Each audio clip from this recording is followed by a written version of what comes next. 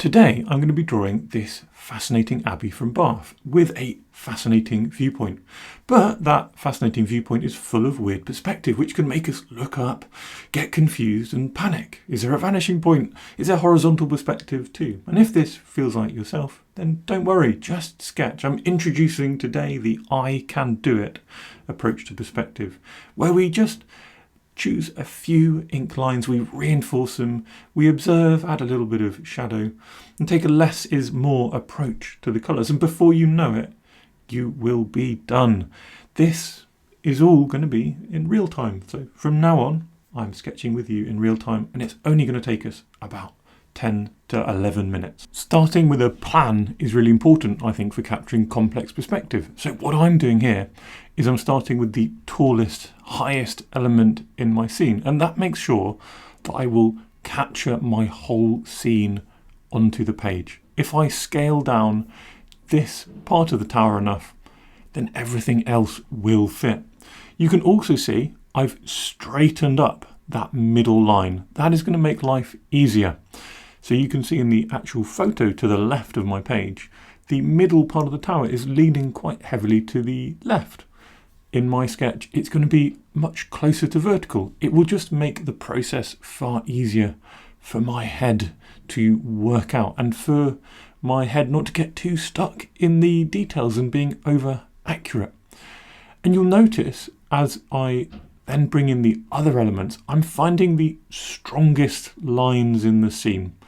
That is this horizontal line with all the crenellations on top. Then the tower off to the very left. These are not perfect lines. There are mistakes already, and that's natural. Don't be afraid of those wonky bits. Those wonky bits often make your life much more actually easy later on. If everything is strict, rigid and perfect now, it won't feel very fun later on. It will feel rather boring. Coming forward, I identify another really strong line to bring out. And a question, very sensible question, would be, what's a strong line? Well, a strong line is something your eye is naturally drawn to. There are areas of light and shadow. There are key areas which seem to form the main structure of this building. And if we find those and we get those about right, then all the other stuff will hopefully fall into place. The sort of complexity of this building shouldn't be underestimated either. There is all sorts of perspective going on. And if we were to try and construct this with those lines I added at the very beginning of this video, well, I certainly for one would get very quickly lost and bored. So allowing yourself just to observe, find the key lines and get them about right will probably be a more enjoyable and fulfilling experience. Now, details can be very awkward. We've already mentioned that my lines are already wonky, and you can cross-compare my main scene with the photo and see that not all of my lines of perspective are angled exactly as they quote-unquote should be. However, as it builds up, it feels about right. And the key behind this, and the key to getting details right, is to just be consistent. So where we have these windows, notice how the windows are going up consistent with the lines around them. So this window that I'm adding in just there, that vertical line is going up consistent with the tower next to it. As we get into the windows here, all of these little windows in the tower, I make sure those vertical lines are going up in a manner consistent in the same vertical direction as the leaning lines either side of them. And as long as we're loose and gentle, we'll be able to fiddle around, edit and move things a little bit. We'll be able to reinforce things which are working well. Don't be afraid of making your lines really lean either. Look at the reference and look at the lines at the very edge. They're almost closer to horizontal than vertical. So really just observing, not measuring, not doing anything clever. You can see I'm not doing anything other than just going for it, and just taking a confident approach will get you to a place where it's about right. And when you're about right, you can jump in with something bolder. So I'm using a few day pen here. This pen I actually featured in a video saying that I never use it and I hate it. And then I discovered in that video, I love it. I'll link that video down below in case you want to see more of the things I think I hate and probably don't. But you can see here, it produces a very lovely, really bold line. Now that bold line sends all these little tangled webs of lines into the distance. It reinforces the bits that I want to reinforce and make feel confident. And I can use these bold lines to sort of subtly maneuver and shift any mistakes out of the way from earlier. I don't want it to just become rigid and really absolutely correct. But what I'm trying to achieve is just a gentle move towards things which are pushing in the right direction. So if I need to move one of my wobbly lines by 0.5 centimetre, I can do that with my nice bold line now. And that little wobbly line will just feel like texture in the background. And knowing that you're coming into this phase, knowing that you're going to have a chance to reinforce, adapt and change, hopefully, if you just remember your process, if you follow this idea, if you just go for it, that will give you the confidence to just go for it. I teach perspective in actually different ways in all of my online courses. And the people sort of seem to struggle most is when they overanalyze. And the people who seem to just grow and do the best and suddenly discover they can do perspective is when they just dive into it, when they're willing to make mistakes, when they don't feel the need to draw out all the structural lines and they just put wobbly lines on the page and reinforce it like this. Then you learn a lot. And yeah, you'll make mistakes. And you'll also learn how to cope with those mistakes.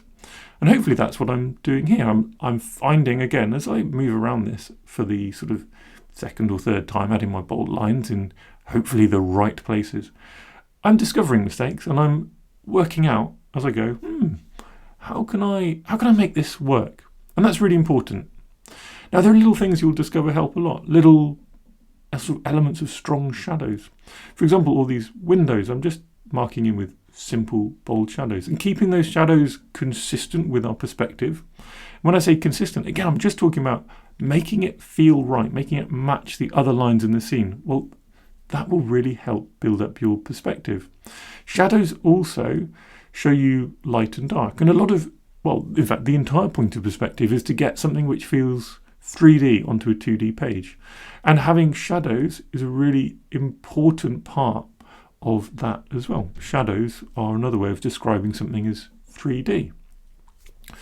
So just gently moving around, working out ways to make things make sense, and also not spelling out every little detail. So you'll notice the area in the lower left, I've just kind of left. We've got these overlapping walls, which are both at very different horizontal and vertical perspectives because they're in different planes, and it all gets complex. So I've left it, I've not spelt it out. I'm just moving on to the final part of the ink, adding some really simple textures in there. This again is just helping with that light and dark. I've identified for me where the key areas of light are and the darkest area of dark, and some very gentle, quick, simple linear hatching is enough to make my scene, to me, feel complete. And yes, there's loads of ways that one could continue working at this. And you can see I repeatedly go to put my cap on and then I come back and I go, oh, I could make this a bit bolder. I could add a deeper shadow. And each time hoping that this will add to the scene. And hopefully you feel the same when it's happening here. You can see it. You feel that each of these little marks is just going, making it a little bit more dynamic. But at some point, these little marks get too much, or they get too complex, and they start to be inconsistent and incorrect. And so we put our signature on and we move on. Now, colour can reinforce perspective, but I'm going to take a just do it approach, a having fun approach. And I'm going to say this is already an ink heavy sketch. I like what's going on. Perspective is scary. So since I'm happy with it, let's do less is more. And just start off with something really silly. Loads of splashes. I've got a size 24 brush and I'm just going to splatter various vaguely suggestive colours over it. Some neutrals into the shadowy area on the left, which I can kind of soften out a bit. Blues in the sky, yellows and ochres on the right hand side where there's more light. We don't need to literally spell things out. Coming back into those splashes, we can start to soften these splashes, move them around with a bit of water. And here just popping some lunar earth, again, to just give us that warm richness. And then using that again to just reinforce the idea of light and shadow in a couple of places, which helps our linear perspective become more 3D. Now, I actually set out with an idea of making this a really kind of chaotic, splashy image. That was my aim at the beginning of this. So I brought out a smaller brush and going for it with lots more splashes. I made a mistake here in a sense that I put down more paint and a deeper intensity of blue than I intended. Not a problem. If you just work with a bit of speed, not rushing, you can pick up a lot of that colour. You can adapt. You can find those mistakes, see what happens and undo them, or turn them into successes or little happy accidents. A few more splashes using darker colours, again, just trying to think, what are little things I can do to make this more interesting? The little flag, St George's Cross at the top of this church. So I'm adding a bit of red in there to just bring that out, little pop of colour, and then using that same red in a few places to balance out the image. I don't like having one colour just in one place. It makes, for me, the idea of this image become unbalanced. It doesn't feel good to me. So a few splashes of red. And before you know it, again, I'm getting to the point where I'm sure I could keep going. Absolutely, if I wanted. But I don't want to. I'm actually really happy with what this looks like. And this is my just do it, just observe, just go for it, you can do it approach to perspective. If you found that helpful, if you have any tips, let me know down below. And I'll see you, of course, in the next one.